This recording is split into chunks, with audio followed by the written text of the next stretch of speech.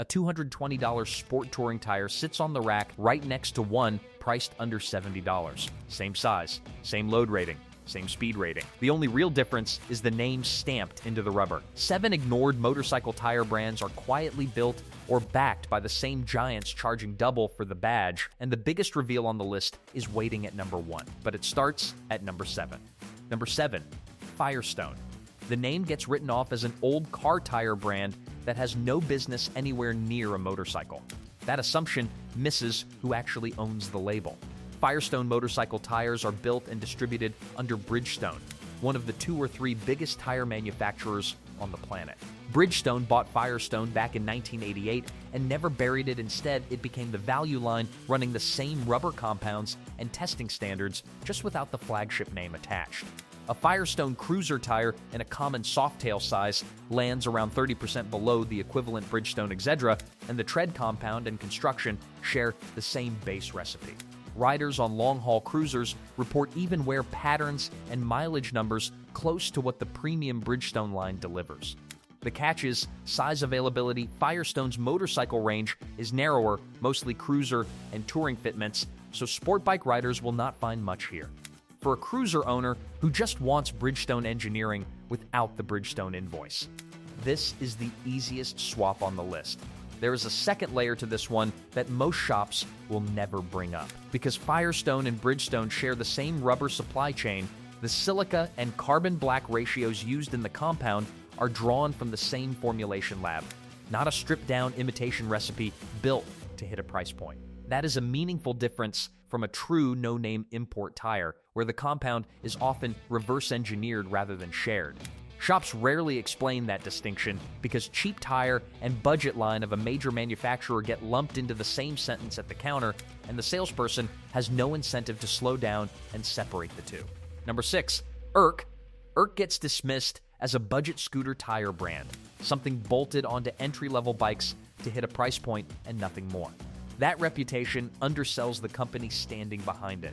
ERK, the Inno Rubber Company, is a third-generation, family-run Japanese tire maker trading under its parent, Innoac Corporation, a large industrial conglomerate with decades of experience in rubber and chemical manufacturing across automotive, medical, and industrial sectors. This is not a garage operation stamping out cheap rubber. It is a small displacement and commuter-focused specialist backed by serious industrial manufacturing infrastructure. An ERK GP Series tire for a 125cc or 300cc commuter bike commonly runs at a fraction of the price of a flagship sport tire from a major brand, because ERK's whole business model is volume commuter fitment rather than chasing halo product prestige. The trade-off is grip-sealing ERK is not chasing lap times, it is built for daily reliability and predictable wear. For anyone running a commuter or small displacement bike into the ground on a budget, that is exactly the job description. Here is the detail dealers definitely will not volunteer.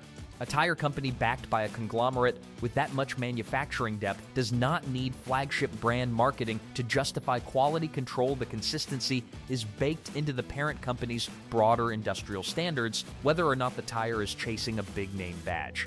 The only reason it feels like a secret is that nobody at the parts counter is paid to explain corporate structure.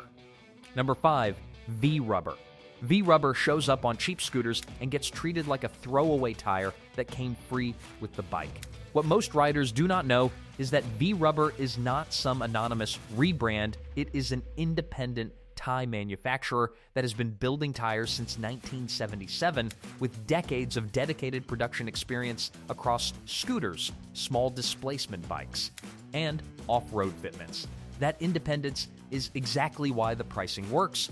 No licensing fee for a famous name, no premium brand marketing budget baked into the sticker price, just a manufacturer that has spent close to 50 years focused on one job. A V-Rubber scooter tire typically costs a fraction of a name brand equivalent in the same size. And the company's long specialization in small bore and off-road fitments shows up in real-world reliability reports from riders who use them for exactly that purpose. The rubber will not chase the tread life of a flagship touring compound, and that difference is real, not marketing. But for a commuter scooter racking up city miles, the cost per mile math still comes out ahead. It helps to picture the actual factory floor here rather than just the brand chart. An independent manufacturer that has survived and stayed relevant for nearly 5 decades in a competitive, low-margin category is not surviving on luck, it is surviving because the tires do their job well enough that riders keep buying them without needing a famous name to justify the purchase.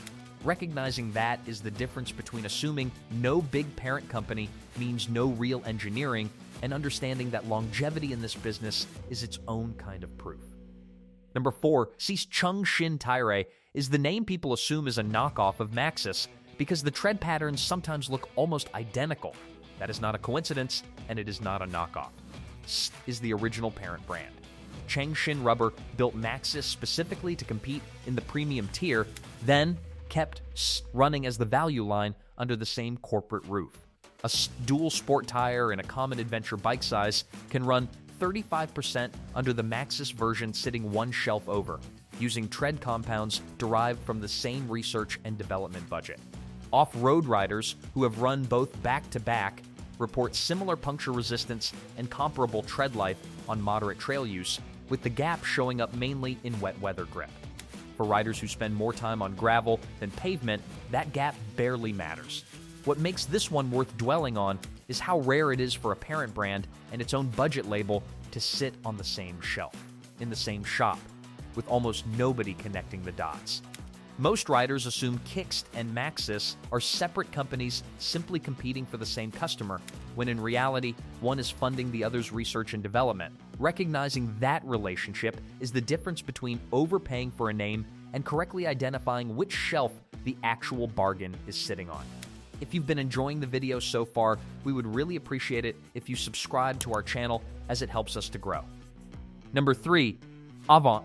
Avant carries a slightly old-fashioned British reputation, the kind of name people associate with classic bikes and not much else. That reputation undersells what is actually backing the brand today. Avon Tires is owned by Cooper Tire, which itself was acquired by Goodyear in 2021 for over $2.5 billion, meaning every Avon motorcycle tire now benefits from Goodyear level testing infrastructure and compound research. Despite that backing, Avon has stayed priced like the independent heritage brand it used to be. A set of Avon Cobra Sport touring tires runs roughly 20% below a comparable Goodyear family premium tire while pulling from shared rubber science. Cruiser and touring riders consistently report strong mileage numbers, often exceeding their advertised treadwear rating under normal highway use. The brand's range skews toward cruiser and classic fitments. So sport bike riders chasing max lean angle grip should look elsewhere on this list. There is also a reliability argument that rarely comes up in tire shop conversations. Post-acquisition, Avon's production lines were brought up to Goodyear Cooper quality control standards, meaning the batch consistency riders get today is measurably tighter than the Avon tires sold a decade earlier under independent ownership. Longtime Avon riders sometimes assume they are getting the same old tire out of brand loyalty, without realizing the manufacturing behind it has quietly leveled up. In this case, the improvement came along with the corporate buyout, not in spite of it. Number 2, Kenda. Kenda gets filed under cheap Taiwanese tires that came standard on a budget dirt bike or a low-cost ADV, and riders move on without a second look. That dismissal undersells the scale of the company behind it. Kenda is one of the largest tire manufacturers in Taiwan, with a global production footprint and decades of experience supplying original equipment tires across scooters, small displacement bikes, and ATVs. In various markets, this is a serious industrial manufacturer, not a bargain bin importer. A Kenda K Series dual sport tire typically runs well below a comparable name brand adventure tire. And riders switching over on small displacement and dual sport bikes frequently report handling and wear characteristics that hold up fine for everyday use. The honest caveat here is that Kenda's exact OEM relationships vary by market and model, so it is worth checking what a specific bike actually shipped with rather than assuming. The real downside for shoppers is simply that Kenda's higher performance sport compounds are more limited compared to full-line premium brands. The part that surprises most riders is just how much manufacturing scale sits behind a brand they have never bothered to research.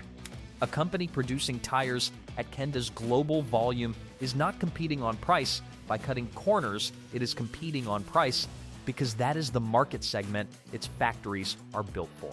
Once a manufacturer is producing at that scale, it has already cleared testing and consistency standards most riders assume only apply to premium badge brands. Number 1, Metzeler.